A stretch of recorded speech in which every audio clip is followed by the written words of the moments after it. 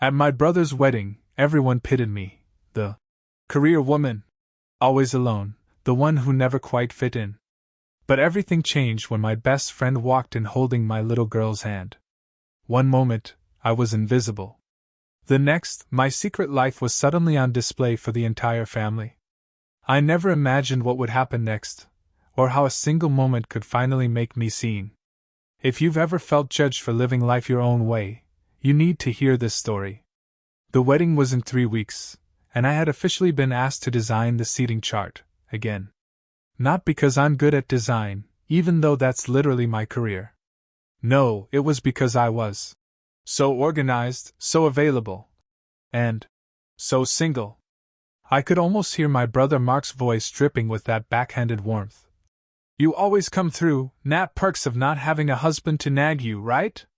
I said nothing, as always. To be fair, Mark wasn't a bad guy.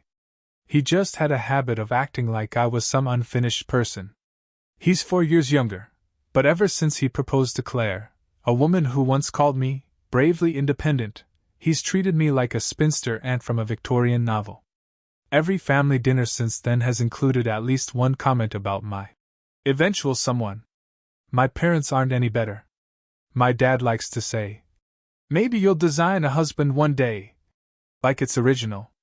My mom just sighs and says, "Don't wait too long." What none of them knew was that I'd stopped waiting for permission to be happy years ago. I never planned to be a mother. That idea had been tucked away, somewhere behind the deadlines and CAD files. But 5 years ago, I started fostering. At first, it was a reaction to silence, a loneliness I couldn't quite name. And then came Aria. She was 6 when she arrived. Silent, angry, shut down. She wouldn't make eye contact. Wouldn't eat unless I turned my back. Would cry herself to sleep almost every night.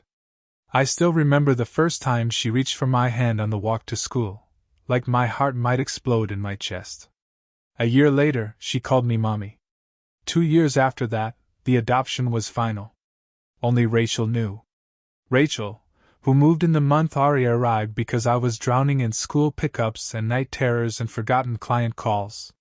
She was a pediatric nurse and my best friend since college, and it was supposed to be temporary.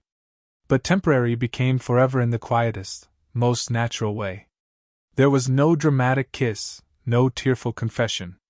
Just a shift, doing the dishes shoulder to shoulder, brushing our teeth at the same sink, waking up with Aria sandwiched between us.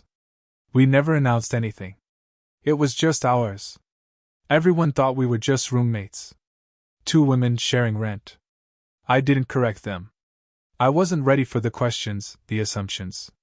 Especially not from my family, the kind that still thinks being gay is a phase you grow out of, like wearing too much eyeliner in high school. So when Mark's wedding invitations went out and mine just said, Natalie plus guest, I didn't blink. I RSVP'd solo. I smiled through the call where Claire, kindly, offered to seat me with their single friends. I said nothing when my mom asked, "Don't you get tired of going alone?" But I wasn't going alone. Not really. I just hadn't decided how honest I was ready to be. The day of the wedding arrived like a storm wrapped in chiffon. My mom had texted me 3 times that morning, once to ask if I was wearing something feminine, once to remind me to smile more, and once with a photo of Mark and Claire in matching white silk robes getting ready, captioned, "True love looks good on them, doesn't it?" I almost replied with a picture of Aria's bedhead and juice-stained smile. Instead, I just turned off my phone. Rachel helped me zip up the navy blue dress I'd agonized over for a week. She looked at me through the mirror with that look she gives when she knows I'm lying to myself. "You okay?" I nodded. "It's just a wedding." "Right," she said, pressing a kiss to my shoulder. "Just a wedding full of people who think you're alone." I swallowed hard. "Thanks for staying with Aria tonight." "Don't thank me. She made me promise she could stay up late if she danced with you at the party." I laughed. "God, she's a negotiator. She gets it from you." There was a pause. Rachel tucked a curl behind my ear. "You sure you don't want us to come?" I wanted to say yes. I wanted to walk in with my daughter and my partner and not care who looked. But I still remembered the way my dad had once stiffened when I mentioned a colleague with a wife. How Claire's mom had asked me if I was still doing that foster thing, bless your heart. So I kissed Rachel and said, "Let's not make today about me." But it would be. Just not the way I expected. The wedding venue was a vineyard estate that smelled like money and roses. Everyone was already buzzed before the ceremony. I sat in the second row, smile fixed in place, clutching the program like it might anchor me to something.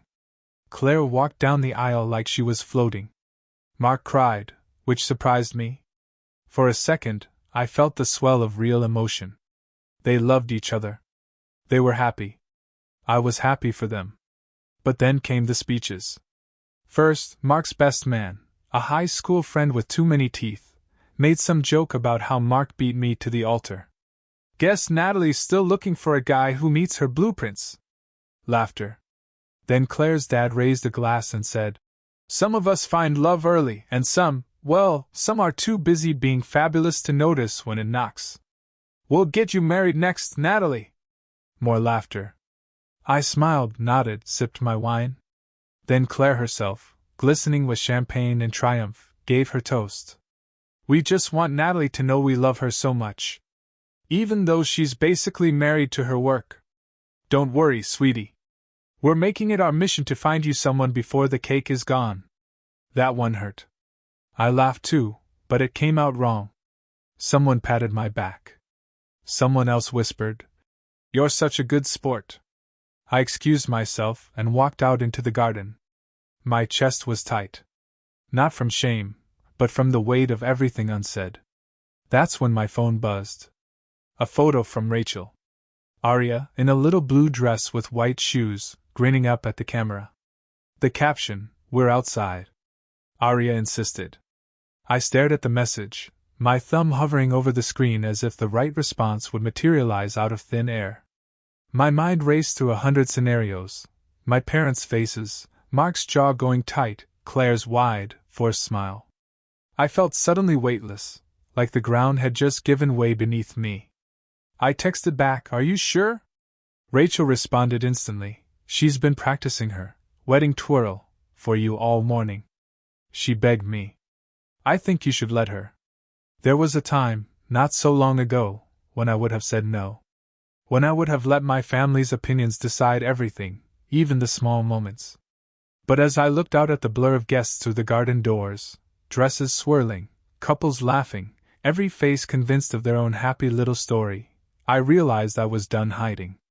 My hands trembled as I typed, "Come in. I'll meet you at the entrance."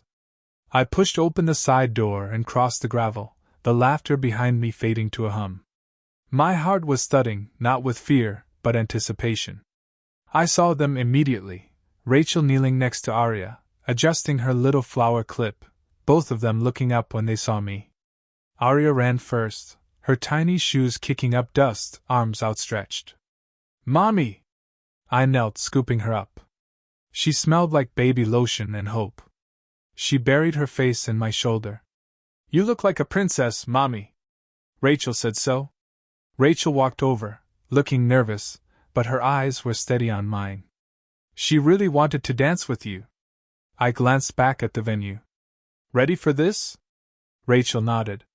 "You?" I wanted to say yes, but what came out was, "I think so. I'm tired of being a secret." Rachel squeezed my hand. "Then let's show them who we are." The three of us walked toward the ballroom entrance. I took a breath so deep my ribs ached. Just before we reached the doors, Arya whispered, "Can I call you Mama in front of the people?" I bit my lip, fighting tears. "You can call me whatever you want, honey." She grinned and slipped her hand into mine, the way she did the day the judge made us a family. The moment we stepped inside, every conversation seemed to pause. Heads turned. Claire's mother blinked twice, clutching her pearls. My father's mouth actually fell open. Mark's brows shot up in confusion, and then concern. Arya, unbothered by the weight of grown-up stares, yelled across the room, "Mommy! Can I show them my twirl now?" The DJ, unsure, killed the music mid-song. The room was a silent vacuum, every eye locked on us. Rachel stepped forward, her arm brushing mine. "This is Aria," she said, voice steady. "She's our daughter." I could see Mark's face working through the math, see Claire's careful smile falter. The silence was unbearable, but I stood tall. For the first time, I was exactly who I was, no more apologies. Aria didn't care about the silence. She started spinning in her blue dress, laughter breaking through the tension like a sunbeam through storm clouds. It's strange, the things you notice when the whole room is staring at you. The clink of a dropped fork. My aunt whispering something behind a manicured hand. Mark, still frozen, his champagne glass halfway to his mouth. My mother, blinking rapidly as if her brain was buffering. But Aria, spinning in that patch of light, was oblivious. Her giggle bounced off the marble, filling every corner with a sound I'd worked years to hear. For a split second, shame flared up, a relic from another life, another Natalie who would have apologized for existing outside their expectations. But then Rachel caught my gaze, her look so gentle, so sure, it grounded me. I squeezed her hand. Someone finally spoke. Claire's mother, of course. "Mark, do you know about this?" She said it like I'd smuggled contraband into the wedding. Mark set his glass down, eyes locked on Aria, then on me. "No, Mom, I didn't." He sounded younger than he had in years. My father stood abruptly. For a wild moment I thought he was going to leave, but instead he walked over, his face unreadable. "Natalie." He looked at Aria. "Is this your daughter?" I held Aria closer. "Yes, Dad. This is Aria. She's my daughter. Rachel and I have been raising her together." My mother covered her mouth, her eyes shining. I waited for the sharp words, the disappointment. Instead, she whispered, "She looks just like you did at her age." That undid me. All the years of distance, all the phone calls where I'd pretended I was just busy. For a moment, there was nothing between us but love and grief for lost time. Aria reached for my mom. "Are you my grandma?" she asked, wide-eyed. My mom hesitated, just a beat, then knelt down, gathering Aria into a hug. "Yes, sweetheart. I am." The sound that came out of me was half laugh, half sob. A cluster of Mark's friends started clapping awkwardly. Someone whistled. Claire looked furious, but Mark just watched, his expression softening by the second. Rachel stepped forward, voice barely above a whisper. "We didn't mean to make a scene." Mark looked at her, at me, at Aria. "You didn't. We did. We were so busy trying to script your life, we never thought to ask if you were happy." For the first time all night, I felt the weight lift. I looked at Rachel, then at my daughter, spinning and laughing with her new grandmother. I took the microphone off the DJ's stand and faced the room. My hands shook, but my voice was steady. "I know a lot of you have wondered about my life. I know you think I've been missing something. But tonight I want you all to know, I'm not missing anything. I have a daughter. I have a partner. I have a family that loves me exactly as I am. And I wouldn't change a thing." A hush settled, and then, real applause. Not the polite kind. The kind that means something's been broken open, and for once, it's the right thing. After my toast, the applause faded into something softer, an uneasy quiet, a room collectively exhaling. People weren't sure what to do with this new version of me. It was as if I'd walked in wearing someone else's face, and they had to squint to recognize it. But Aria didn't care. She tugged my arm, insistent. "Can we dance now, Mommy? You promised." Her innocence cut through the tension like a warm blade. Rachel smiled, wiping her eyes, and reached for my hand. Together, the three of us walked onto the dance floor. At first, no one moved.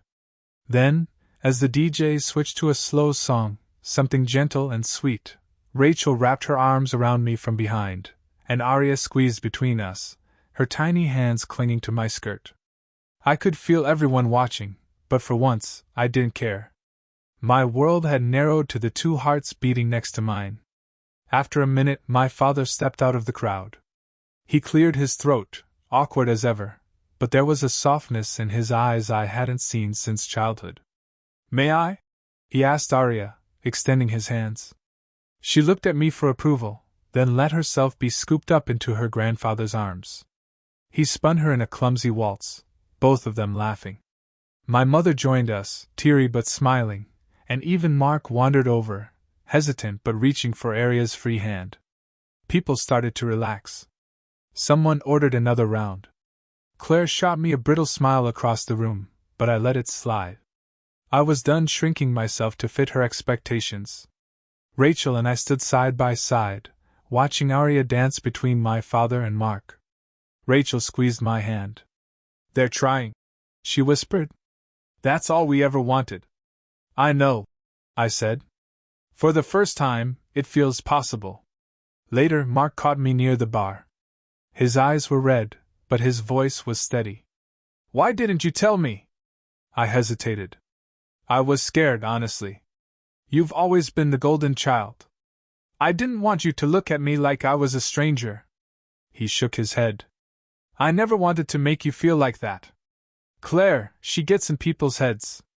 But that's not an excuse. Arya's amazing. And Rachel. I mean, anyone can see she loves you. I felt tears prick my eyes. Thanks, Mark. Really. He hugged me, rough and quick, the way he always did when words failed. I've got your back. And if anyone gives you crap, they answer to me. The reception began to feel lighter. I looked around and realized the people who mattered were still here, making room for the family I'd built. The band struck up something lively, and Arya came running back, her cheeks pink with joy. Mommy, I want to dance with you again. I scooped her up, laughing, feeling the decades of doubt and fear slip away. For the first time in my life, I felt seen, really, truly seen. Later, as the party spun on, old relatives tipsy, younger cousins snapping photos in the vineyard, Rachel and I slipped out onto the terrace for some air. The doors muffled the music. Above us, the sky was navy and velvet, the air sharp with spring. For a moment, it was just the two of us. Rachel leaned against the railing, arms folded. You did it, she said, her voice half awe, half relief. I let out a shaky laugh. I'm not sure what I did. It all just happened. She smiled, brushing a strand of hair from my cheek. You let them see you. All of you. That's more than most people ever manage. I rested my head on her shoulder, feeling the press of her heartbeat under my ear. Are you mad I never told them before? Rachel shook her head. No. I get it. I spent years hiding too. You don't owe anyone an explanation for how you love or who you love. We stood there, silent, wrapped in each other, until the sound of small feet made us turn. Arya, in her party shoes, clambered up between us, sandwiching herself in the middle. Are you okay, Mommy? She whispered, as if worried the magic had broken. I crouched down and pulled her close. I'm perfect, baby. Are you having fun? She nodded, eyes huge and earnest. Everyone likes me now.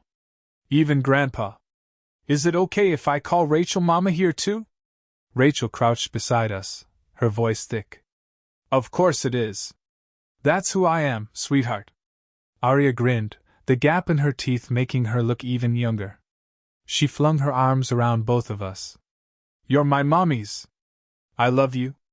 In that instant, every fear I'd carried, the judgment, the whispers, the years of pretending, felt small and unimportant. I realized then that love wasn't something to apologize for. It was something to claim, out loud, in the daylight, in front of anyone who'd listen.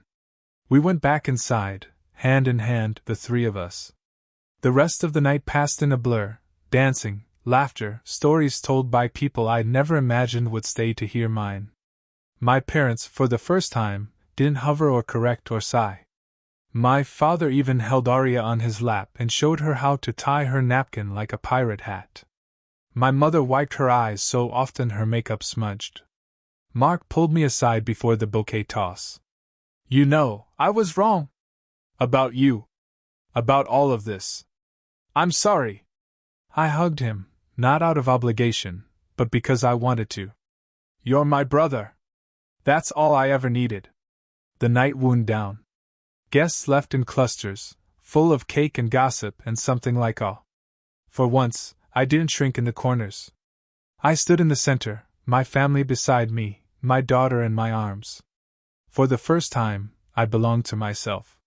Long after the music faded and the last sparkler fizzled out, we lingered. The empty hall was ghostly, flowers wilting, tables messy with crumbs and confetti. Rachel helped me gather Aria's things. She was half asleep, her curls damp against my shoulder, her blue dress bunched at her knees. My mother found us by the doorway. She hesitated, hands twisting in her purse. "Natalie," she began, voice fragile. "I'm sorry that we made you feel like you couldn't share this part of your life. I want to do better. I want to know Aria. And Rachel." Her gaze flicked to Rachel, full of hope and apology. Rachel stepped forward, holding Aria's favorite cardigan. "We'd like that. All of us." For a moment, it was just 4 people under a hallway lamp, learning how to be a family in real time. My mother's hand found Aria's, stroking her tiny fingers. "You can call me Grandma, sweetheart. If you want." Aria beamed, clutching her new grandma's arm.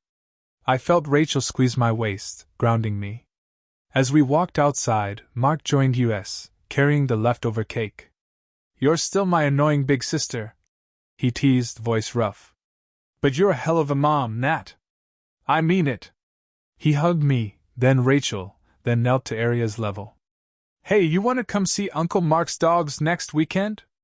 Aria nodded enthusiastically, wiping sleep from her eyes. Claire hovered by the car, arms folded, still stiff, but she managed a small nod in our direction. It was enough. I was done fighting for people who didn't want to see me. My family, the real one, stood around me in the golden parking lot light. That night at home, after Aria was tucked in, I sat on the porch with Rachel, both of us wrapped in a blanket. The quiet wasn't heavy. It was full, the kind of quiet that follows a storm finally past.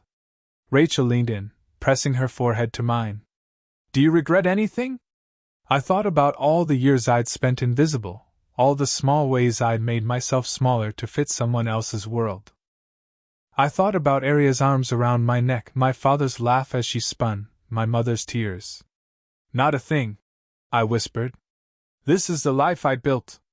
The one I chose. And I wouldn't trade it for anything."